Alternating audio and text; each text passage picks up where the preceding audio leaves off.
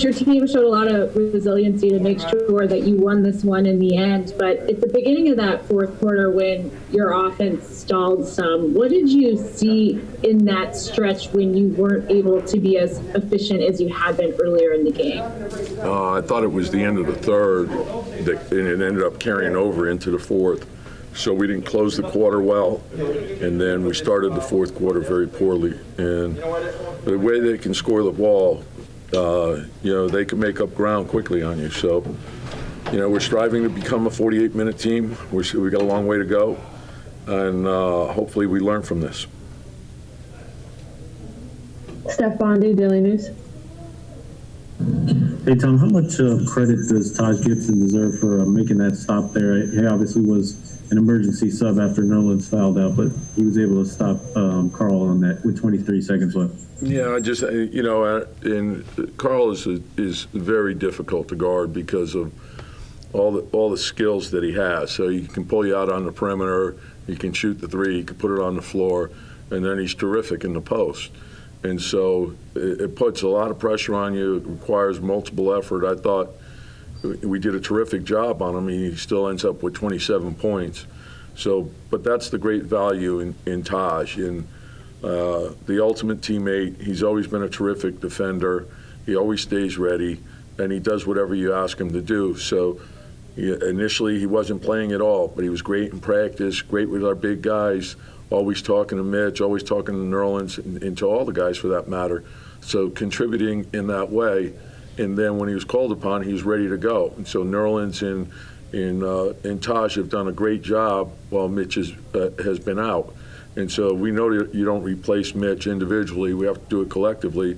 But I think it speaks to Taj's professionalism, how he stays ready. He's the ultimate pro, consummate pro, and is terrific defensively and gives you great energy going to the offensive board, screening, rolling, all the little things that sometimes don't get measured statistically but are of great value to the team in terms of winning. Brian Mahoney, AP.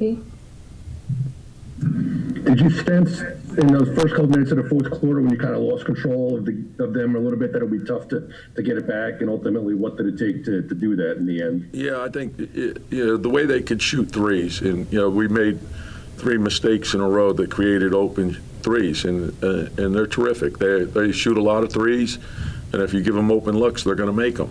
And so that they made up ground quickly on us, but I do like the fact that we kept fighting and we found a way to win the game, and ultimately that's what's important, is find a way to win. Whatever we got to do down the stretch to win the game, that's what we want to focus in on. Steve Popper, Newsday.